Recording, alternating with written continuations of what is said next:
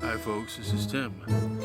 I'm at the Dunedin Historical Cemetery, where its History Comes Alive Day, where the dead rise from their graves and walk among us and tell us their life stories, who they were, what they did, and what the significance was to the community of Dunedin.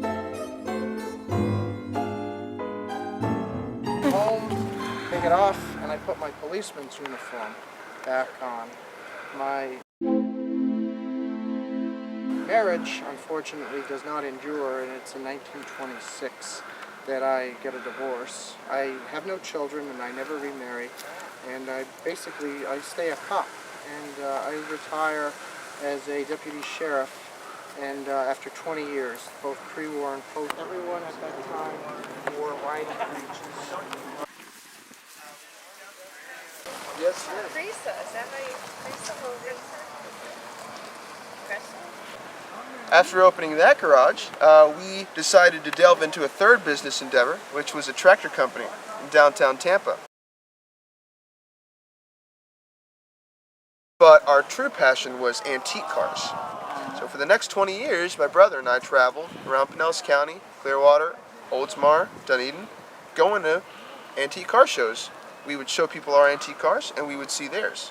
Through those years, we collected this amazing antique car emblem collection, and you guys are more than welcome to come up and look at some of these. Oldsmobile started here.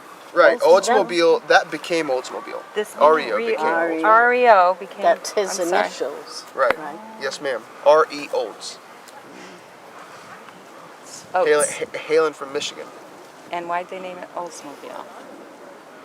Because his last name was Olds. It's old. So they just went from the Olds part. Yeah, right.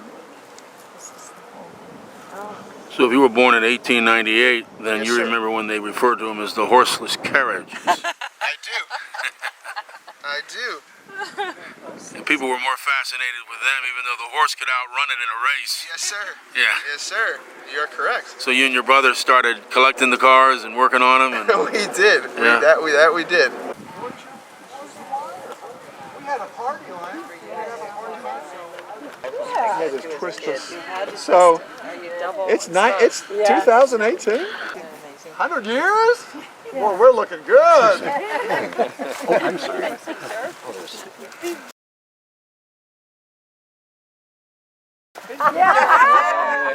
This is the answer to everything. And I died in 67. It was 50 years ago that I died? Yeah. Lyndon Johnson is not still president? No.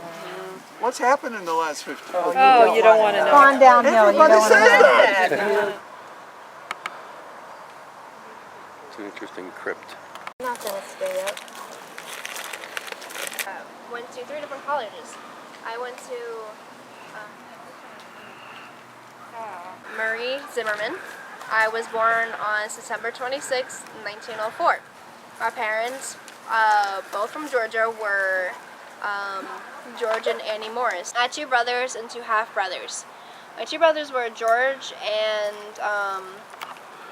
James. My 2 half-brothers were Michael J. Morris and Michael J. Morris II. An ancestor of mine from my mother's side was James Curry, who was a private in Georgia's militia. He had fought in the Revolutionary War.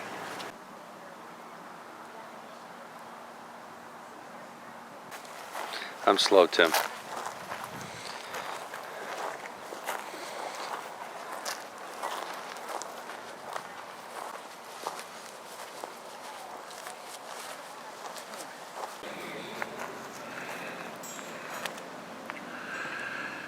There's a grave of a young man, Zachary Lee Shannon, specialist, United States Army. Died in 2013. He was only 21 years old. Awarded the Bronze Star. Aviation. Here from Dunedin. Obviously, Tampa Bay Buccaneers fan. His family has left this memorial for him.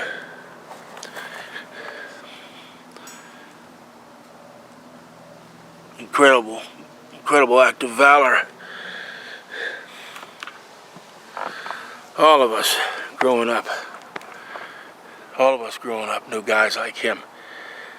Guys that we couldn't take on our best day if it was his worst.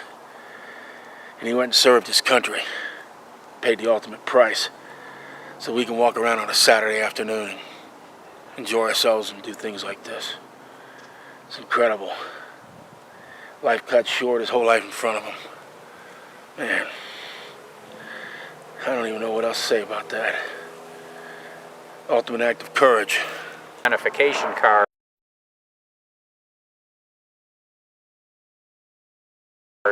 using my photograph, put the information off of the original ID tags. So you're Sergeant Woolery, or at least today. Yeah, Donald Worley. That's right. Worley, yeah. He was actually at the time of the ID tags. He was a private in the Coast Artillery, which was prior to World War I was the largest component of the United States military.